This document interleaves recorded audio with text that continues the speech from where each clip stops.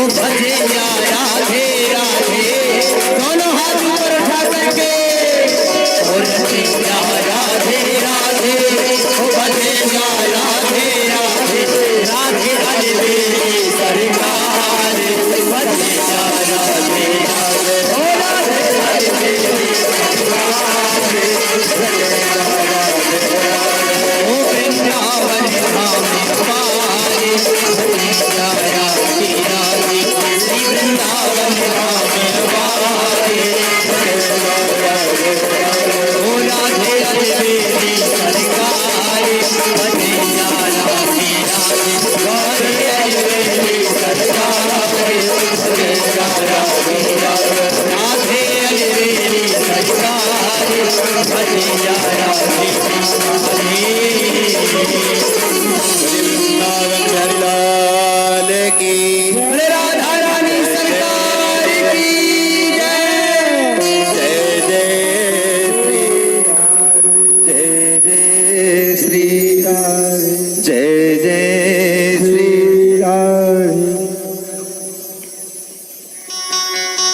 सभी भक्तजन यथा यथा स्थान पर विराजमान होंगे।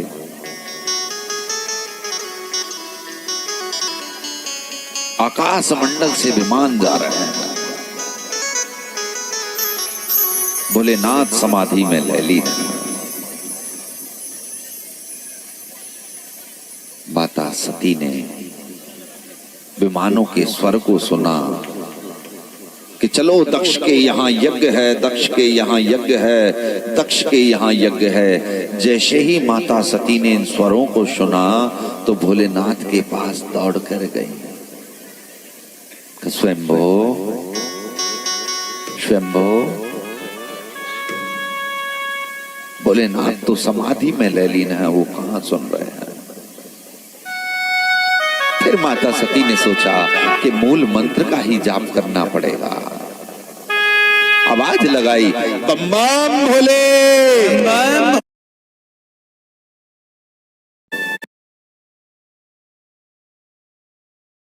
के यहाँ जाने में कौन सा सी हर्ज है, वो तो जा सकती है ना। भोलेनाथ कहने लगे, देवी जा सकती है, लेकिन वर्ष में केवल 2 बार, रक्षाबंधन और भैया दूज, 2 ही बार। बाकी वक्त अगर नारी को अपने पिता के घर जाना है तो या तो कोई लेवाने वाला आए, या आप बहुत जरूरी काम में हो, बहुत आपत्ति आई है, तब जाओ, नहीं तो बिना बुलाए नहीं जाना चाहिए, वरना आपको सम्मान नहीं मिलेगा।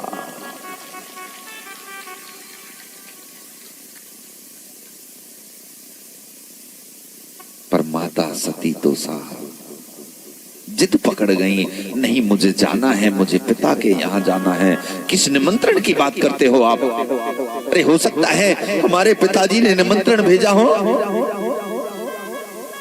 इतने ऊपर हिमालय पे आके आप जो रहते हो ना, अरे बेचारा निमंत्रण लाने वाला कहीं बर्फ में गल गया हो, कहीं गड्ढे में गिर पड़ा हो, बेचारे के प्राण निकल गए हो, शमशान में बसे हुए हो, भूत प्रेतों ने डराकर भगा दिया हो।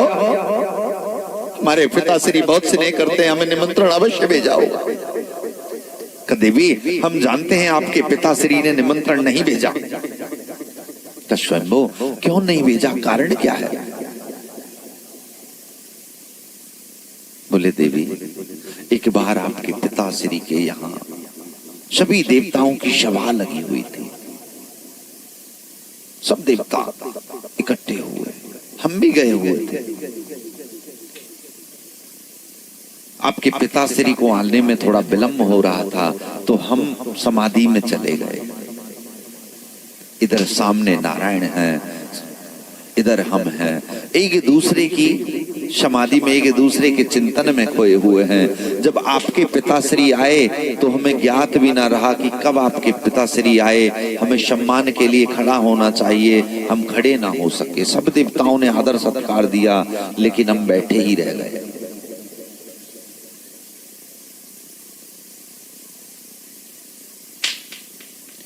ये देखो, थोड़ा बालकों को शांत करो भैया। हाँ, इनकी आतिशबाजी अब ही होगी। बोले वृंदावन में लाल के। हम उन्हें आदर सत्कार न दे सके। आपके पिताश्री क्रोध में आकर के उन्होंने हमें श्राप दे दिया।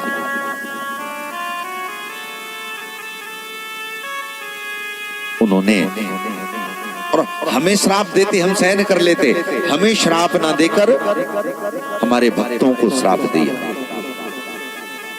देवतागण जब उपहास उड़ाने लगे ना कि देखो पत्नी का पिता सामने आता है, पिता तुल्य ही तो है, पिता को सत्कार नहीं देता, ये भोलेनाथ बहुत अभिमानी हो गया है, शंभु अभिमानी है। किसी ने कहा किस बात का अभिमान, कुछ है भी तो नहीं इसके पास, एक बागांबर लिपेटा हुआ है, एक कमंडल है, सांप बिच्छू है और शमशान में रहता है, अभिमान किस बात का। किसी देवता ने कहा अरे अभिमान तो होगा ही जिसके भक्त इतने हों, भक्तों का अभिमान है से। भोलेनाथ के भक्त बहुत हैं या नहीं बताओ, आने तो सिर्फ 14 सब देखना, भोलेनाथ के ही भक्त नजर आएंगे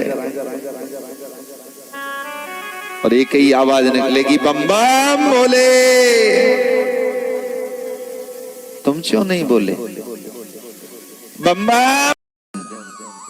निरंतर गोविंद को याद करती है और रोती रहती है। नारद जी से कष्ट सहन नहीं हुआ, देखा नहीं गया, क्योंकि देखो संतों की प्रवृत्ति ही ऐसी होती है, अपना दुख सहन कर लें, लेकिन किसी पे विपदा उनके सामने आए तो चाहे प्राण चले जाएं, लेकिन उस विपदा का समाधान ढूंढते हैं, उस विपदा का समाधान ढूंढते हैं। संत हृदय नवनीत समाना, ये संतों का हृदय नवनीत अर्थात मक्खन के समान होता है जो पिघल जाता है। उस नारी के दुख को देख करके नारद जी को बड़ा कष्ट हुआ, सोचा कि मैं इनके दुखों का कोई निवारण ढूंढूं, इन्हें पूछना चाहिए इन्हें दुख क्या है, क्यों रोती हैं। यहाँ वृंदावन में तो देवता आके भी सुखी हो जाते हैं, ये बेचारी क्यों रो रही है, ऐसा कौन सा कष्ट है। दुख हरना चाहते हैं, तभी मन में विचार आया कि नहीं नहीं नारी के चक्कर में नहीं पड़ना चाहिए, एक बार पड़े थे सो बंदर बनना पड़ गया, पड़े थे ना विवाह के चक्कर में भगवान विष्णु के पास पहुंच गए कि महाराज अपना हरि रूप दे दो हमें, क्या करोगे कि विवाह कर ले। ठाकुर जी ने सोचा जब नारद जी जो देव ऋषि नारद है वही विवाह कर लेगा तो ब्रह्मचारी रहेगा कौन। बोले कोई सा भी, बोले महाराज आपके तो सभी रूप अद्भुत हैं, कोई सा भी एक रूप दे दो। बंदर का रूप दे दिया। बोले एक बार नारी मोह में आए थे, बंदर बनना पड़ा, नहीं पड़ना चाहिए, चक्कर में वापस होने लगे। उस युवती की नजर नारद जी पर पड़ी और नारद जी पर जैसे ही नजर पड़ी तो युवती नेत्रों से अश्रु बिंद बहाते हुए करुणामयी स्वर में कहने लगी। अच्छा एक बात का ध्यान रखना, नारद जी की विशेषता है महाराज, नारद जी की विशेषता तो ये है सबसे पहले कि जिसे ये दर्शन दे दे, जिस पे कृपा कर दें, उन पे स्वयं ठाकुर जी को कृपा करनी पड़ती है, क्योंकि देव ऋषि नारद जी हैं देवताओं के ऋषि। और नाम से भी आप जानते होंगे नारद, जिनकी कोई बात को रद्द ना कर सके। हाँ, इन पे जिस पे इन्होंने कृपा कर दी, फिर तो परमात्मा भी रद्द नहीं कर सकते, परमात्मा को भी कृपा करनी पड़ती है। हाँ, उसके लिए कोई कारण की आवश्यकता नहीं है। इस संसार में सारी चीजें कारण से होती हैं। नहाना धोना खाना पीना, नहीं नहाएंगे तो बदबू बन जाएगी शरीर में, खाएंगे नहीं तो भूखे मर जाएंगे, पानी नहीं पिएंगे तो प्यासे मर जाएंगे, कपड़े नहीं पहनेंगे तो ठंड लगेगी। ये कारण से ही करता है हर आदमी, सारे काम कारण से होते हैं। लेकिन प्रभु की कृपा ऐसी है जो बिना कारण के ही हो जाती है। उन्हें कोई कारण थोड़ा ही पड़ा है कि हम पे और आप पे कृपा करते हैं, लेकिन वो तो कर देते हैं कृपा, तभी तो इन्हें अकारण करुणा वर्णालय कहा गया। बिना कारण के अपनी कृपा बरसा दी। और नारद जी जिस पर प्रसन्न हो जाएं, स्वयं नारायण को प्रसन्न होना पड़ता है। बस दिक्कत एक ही है कि नारद जी जहां जाते हैं वह कलेश करा देते हैं, ये ध्यान रखना। नारद जी कलेश करा देते हैं, पर इनके कलेश में सबसे बड़ी बात यह है कि जब जब ये कलेश कराते हैं तब तब नारायण हरि को आना पड़ता है उस कलेश को शांत करने के लिए। बोलिए बाल कृष्ण भगवान की, देव ऋषि नारद जी की। देखो जिनने जयकारो लगायो ठीक है, जिनने नहीं लगायो आज ही नारद जी की कृपा है जाएगी। ध्यान रखियो कलेश करवाए तुम्हें। बोलिए देव ऋषि नारद जी की। हाँ देखो भय एक ऐसी चीज है, वैसे नहीं करते, वैसे नहीं लगा रहे जगह। समय ही ऐसा है महाराज, कलयुग का प्रभाव है। आजकल भाव भक्ति, जो भक्ति कर रहे हैं पूजा पाठ कर रहे हैं, भाव से तो बहुत कम करते हैं, आधे से तो डर से करते हैं। जब पंडित जी के पास जाओ, पंडित जी बता देना अरे तुम पे तो शनि की 7.5 चल रही है, करवाओ नहीं तो बेटा और जाओगे, तभी करवाता है आदमी। ऐसे नहीं कि महाराज एक घर में हवन कर जाओ, कि महाराज कथा कर जाओ, कि महाराज सत्संग कर जाओ, कि सुंदर कांड कर जाओ, कि रामायण कर जाओ, कि राम कथा सुना जाओ, वैसे प्यार से नहीं, भय के कारण पब्लिक करा रही है। ऐसे तो कोई 100 में कोई 2-4 हों कि महाराज आप करो, बाकी तो देखी जाएगी।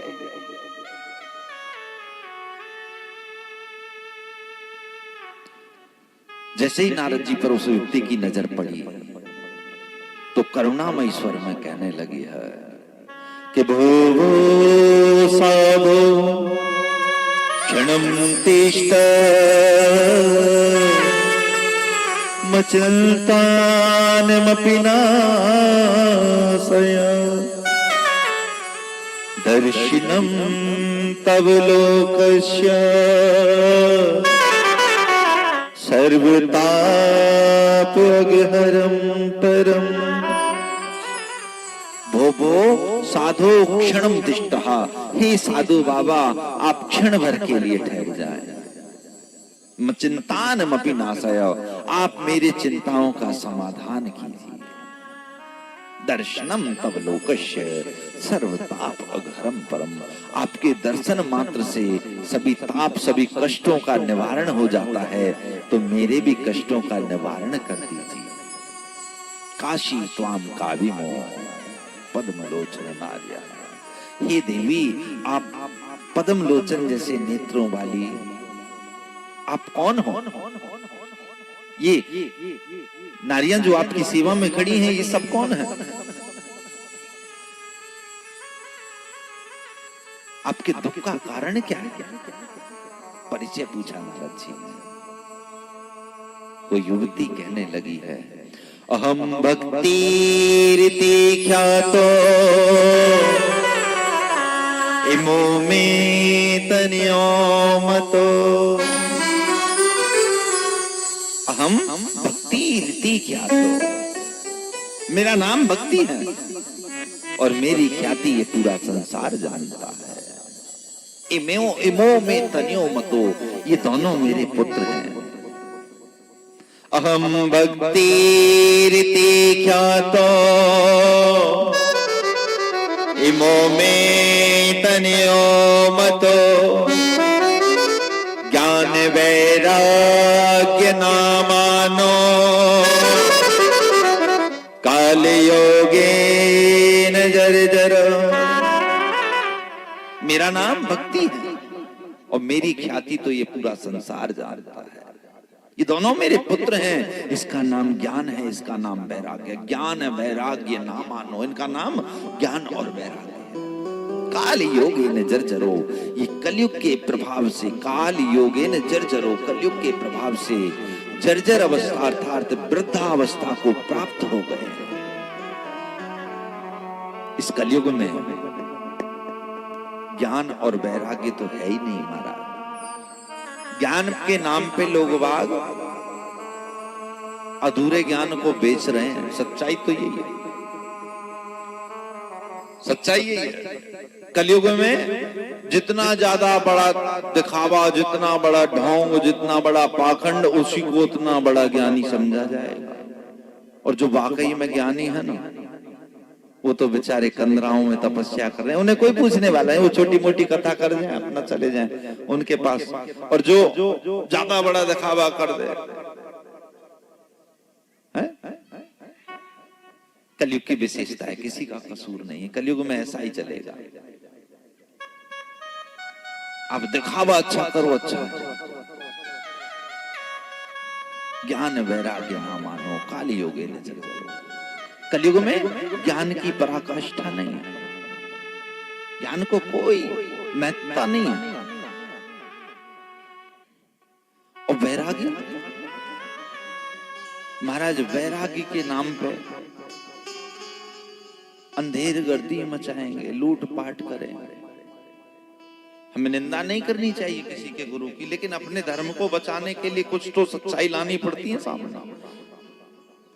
अभी कुछ दिन पहले कई संतों के भी नाम आए, उल्टे सीधे केसों में आए ना, तो वैराग्य के नाम पे ही तो, ज्ञान के नाम पे ही तो। पर इसका मतलब ये नहीं है कि सब संत एक से है? सब एक से नहीं हुए। पहली बात तो ये जितने भी आपने सुने चर्चा में, इनमें से कोई एक भी आप ब्राह्मण बताओ, ये ब्राह्मण थे ही नहीं, बस बदनाम ब्राह्मणों को करना था।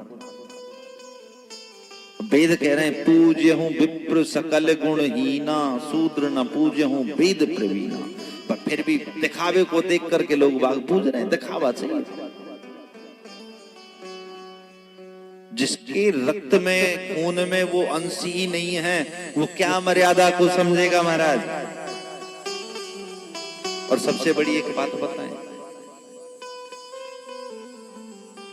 सब एक से नहीं होते। हमें दो चार कारणों की वजह से अपने धर्म से विमुख नहीं होना चाहिए। अब ये नहीं है कि हम तो नास्तिक हो जाएं, पूजा करें ना, पाठ करें ना, सत्संग सुने ना, ये करें, नहीं, आपकी सबसे बड़ी गलती रहेगी। अरे दो चार अगर ऐसे निकल गए तो इसका मतलब आप भक्ति पाठ पूजा छोड़ दो। ऐसे तो कुछ दिन पहले अखबार में आया था कि एक मां ने बेटे की चाह में कि बेटा हो जाए, किसी तांत्रिक के चक्कर में पड़ के बेटी की बलि दे दी, अपनी बेटी की बलि दे दी। तो इसका मतलब सारी माएं हत्यारन हो गई, सब अपनी बेटी की बलि दे सकती हैं क्या? कई बार अखबारों में न्यूज पे आता है बेटे ने बाप के पैसे चुराए, कि बेटे ने बाप की हत्या कर दी। क्या सभी बेटे हत्यारे हो गए, सभी चोर हो गए? जब आप उन सबको चोर नहीं समझ सकते तो इन दो चार वक्ताओं की वजह से क्या सनातन धर्म से विमुख हो सकते हो? क्या अपनी पाठ पूजा से विमुख हो सकते हो? अगर कोई होता है तो मैं तो ये समझूंगा कि बहुत छोटी सोच है उसकी। कबीरा तेरी झोंपड़ी गलकट्टों के पास, करेगा सो भरेगा तू क्यों हो उदास। तो जैसा करेगा भरेगा, तुम काहे को उदास हो रहे हो? आप तो भक्ति करो, भजन करो, ठाकुर जी का चिंतन करो। पांचों उंगलियां समान नहीं है एक हाथ के अंदर। तो धर्म को इस नजरिए से ना देखें कि अब तो साहब हम धर्म से विमुख हो जाए, नहीं। अहम भक्ति रीति ख्यातो इमो में तनियो मतो, ज्ञान वैराग्य ना मानो काली योगे नजर करो। ये ज्ञान और वैराग्य है, और कलयुग में ज्ञान और वैराग्य का कोई मोल नहीं है महाराज। हाँ, कलयुग में भक्ति होगी, ये सत्य है, भक्ति रहेगी।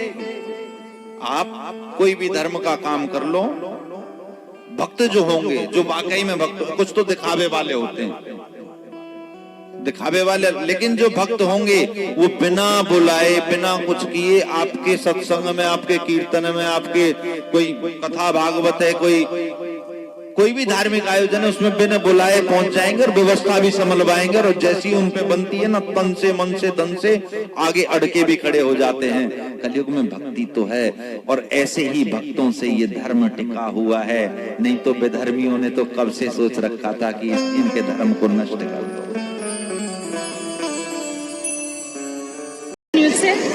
आज अहमदाबाद के नरोड़ा विस्तार में दिव्य जीवन सिटी में मैं आपको लेके आई हूँ। यहाँ हमारे महाराज जी बहुत ही सुंदर कथा कर रहे हैं, भगवत कथा। तो मैं महाराज जी से कुछ पूछना चाहती हूँ। महाराज जी, आपके जीवन में भगवत कथा का क्या महत्व है? भागवत कथा का क्या महत्व है? तो देखो, मैं थोड़े समय में ज्यादा समझाने के लिए केवल इतना बता पाएंगे कि ठाकुर जी की कथा है, इसको लगभग हर व्यक्ति जानता होगा कि ठाकुर जी ने क्या क्या लीलाएं की, क्या नहीं। तो भागवत कथा केवल इसलिए नहीं है कि ठाकुर जी की लीलाओं का गुणगान कर रहे हैं, हम लोग सभी जानते हैं। ठाकुर जी की कथा आज के समय में जो ठाकुर जी की कथा है वो इसलिए ज्यादातर हम या हमारे जैसे और समुदाय ठाकुर जी की लीला वो इसलिए कर रहे हैं कि आज की जो हमारी शिक्षा प्रणाली है, स्कूलों में बच्चे तो पढ़ रहे हैं, वहाँ केवल बच्चे को पढ़ लिख करके एक मशीन की तरह पैसे कमाने की मशीन बनाया जा रहा है। लेकिन बच्चे के अंदर संस्कार वो सत्संग से, साधनों से और वक्ताओं से मिल पा रहे हैं, वो भी जो बच्चे जुड़ पाते हैं, जैसे मातृ देवो भव, पितृ देवो भव, गुरु देवो भव, ऐसे चैप्टर जैसे अब कहीं रहे नहीं। अब ऐसे चैप्टर नहीं जो हमारे शास्त्रों में पढ़ाया जाता था। माता ही देवी है, पिता ही देवता है और गुरु ही भगवान है। जब तक हम अपने भारतवर्ष के अंतर्गत अपने बालकों में ये नहीं जगा पाएंगे कि माँ ही देवी है, पिता ही परमात्मा है और गुरु ही भगवान है, तब तक वो व्यक्ति, वो जो बच्चा है, पढ़ने करके एक मनुष्य नहीं बन पाएगा। और जब तक वो मनुष्य नहीं बन पाएगा, इसी के एक कारण हमारे सामने आता है कि बच्चे पढ़ लिख करके कमाने योग्य होते हैं तो विदेश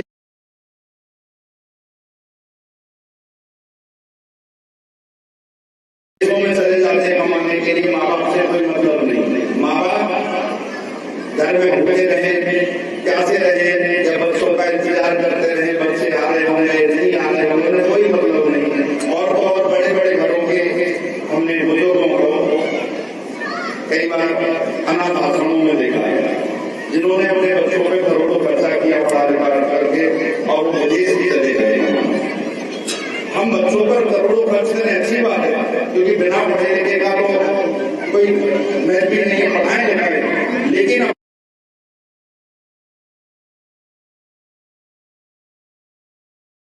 बच्चों को उसके साथ में संस्कार अवश्य है। ये संस्कार जो केवल और केवल एक माता पिता दे सकते हैं, एक गुरु दे सकते हैं। और माता पिता उन्हें जब दे पाएंगे जब माता पिता में खुद संस्कार हो, उसके विषय में जानते होंगे। और ये सब कहाँ मिलते हैं? साधु की संगति से, सत्संग से, कथा से। हमारे शास्त्रों में सबसे बड़ी चीज क्या है कि हमारे शास्त्रों में ये भी सिखाया गया है कि जीवन मनुष्य का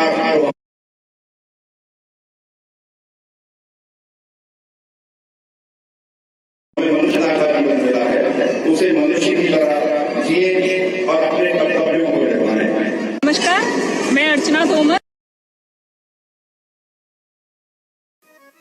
गीत गुनगुना लोगे, गाना गुनगुना लोगे, ठाकुर जी का भजन गुनगुनाने में बड़ी शर्म आएगी। कहीं चल रहे हो आप, ट्रेन में, ऑटो में, बस में, कहीं गाड़ी में, रिक्शे में, भजन मनी मन में गुनगुनाएंगे, किसी ने सुन लिया तो क्या हो है?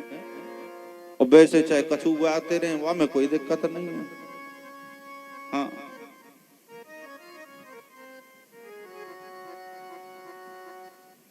इसलिए मनी मन में ठाकुर जी का भजन करें, ठाकुर जी का कोई भजन गाते रहें, कोई सत्संग करते रहें, कोई ठाकुर जी का नाम जाप करते रहें। और कुछ नहीं होता तो नाम जाप तो कर सकते हो, ये भी नहीं होगा। और खासकर ध्यान रखना, जब आप 24 घंटे करोगे ना उसे हर वक्त, यानी जब आपको याद आया तभी लगे रहे उसी मंत्र को, मंत्र आपका चलता रहा तो आपके आसपास रहने वालों की भी प्रवृत्ति ऐसी होगी, वो भी ठाकुर जी की भक्ति ही करेंगे, शील स्वभाव हो जाएगा, सुख शांति रहेगी। अब सुख शांति रहे कहां से महाराज? कहते ना, जैसा खाओ अन्न वैसा होगा मन। खानो बनाए रही हैं और तन डोले और मन डोले, खावे वारो डोले वही। हाँ, श्री कृष्ण गोविंद हरे मुरारी ना गा सके, तन और मन सब डोल जाएंगे। भक्ति कैसे करें, तो 9 प्रकार की भक्ति बताई है। 9 में से एक भी भक्ति आप अपना लो, सुनना ध्यान से।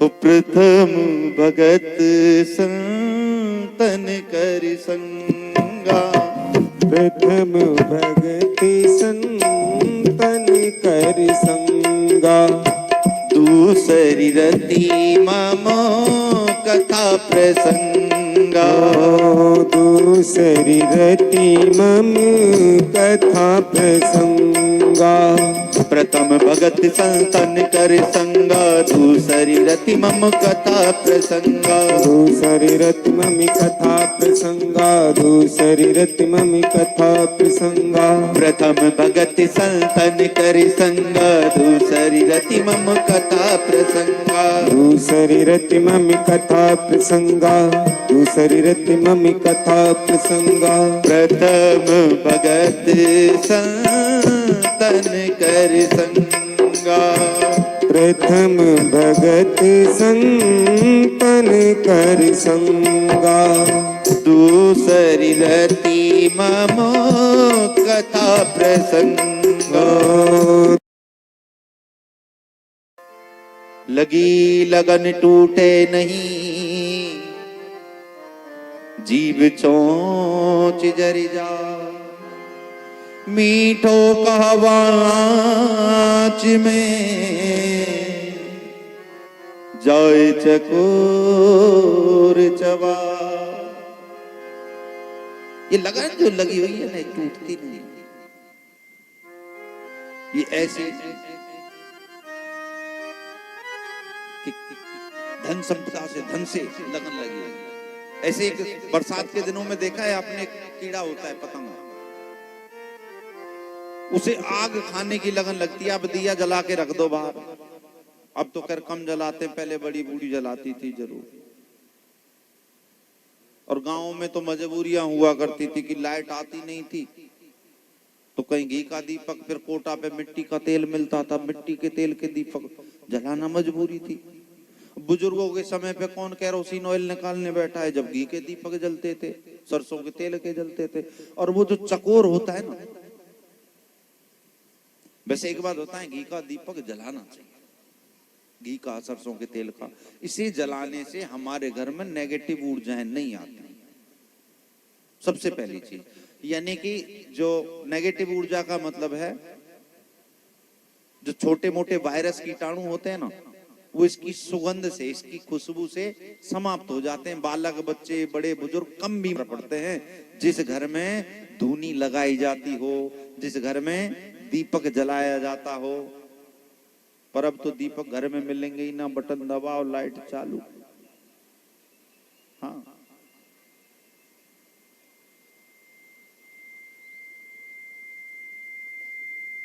वो कीड़ा उस आग को खाने की कोशिश करता है। कभी पंख जलते हैं, कभी मुंह जलता है, कभी हाथ, कभी पैर, कभी पूरा बदन, लास्ट में प्राण त्याग देता है, लेकिन खानी वो आग है।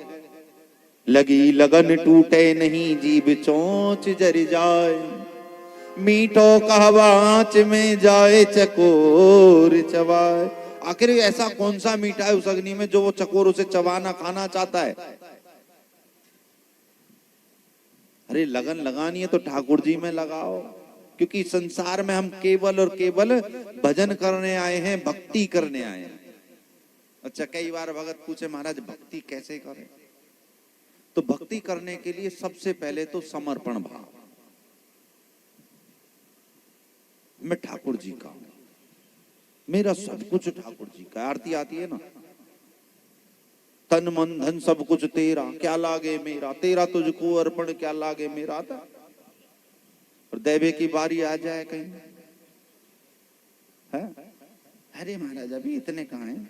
दिखता ही ऐसा है, बंगले और कोठी हमारे पास है, पब्लिक को दिखता ही ऐसा है, बाकी अंदर से हम जानते हैं हम तो बिल्कुल टूटे पड़े, हम पे तो कर्जा है गए।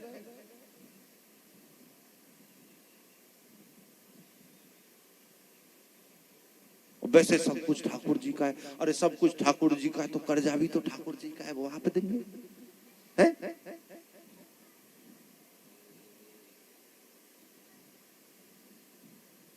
भक्ति कैसे करें कि भक्ति सबसे पहले समर्पण भाव। दूसरा, भक्ति करने के लिए हमें साधु संत महात्मा हैवे की जरूरत नहीं है। साधु संत महात्मा हैं, उनसे तो ज्ञान ले लें, उन्हें गुरु बना लें, गुरु दीक्षा ले लें और उनसे अपने पूजा पाठ के नियम, कोई गुरु मंत्र, कोई ऐसा मंत्र जो मुक्ति दिला दे, ऐसा जान लें और उस मंत्र का जाप करें। कि सुबह सुबह 5 बजे नहा के सूर्य देव के सामने बैठ के जाप करने से सिद्ध होगा मंत्र? नहीं। नहाते धोते खाते पीते उठते बैठते हर वक्त ठाकुर जी का नाम जपो। जब केवल सुबह के टाइम से सिद्ध हो सकता है मंत्र और आपने लगन लगा ली, नहाते धोते खाते पीते सोते लौटते बैठते, मन मन में जरूरी है माला लेके बैठो, मन मन में आपने पूरी चैन बना ली, मंत्र ही जाप चल रहा है, मंत्र ही जाप चल रहा है, तो महाराज आपका तो मंत्र सिद्ध के आप स्वयं सिद्ध हो जाएंगे। होंगे नहीं होंगे?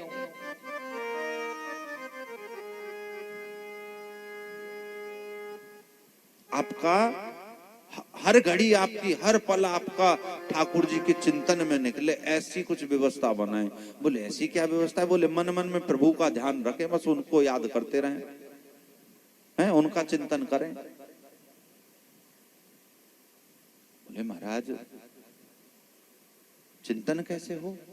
हर वक्त वो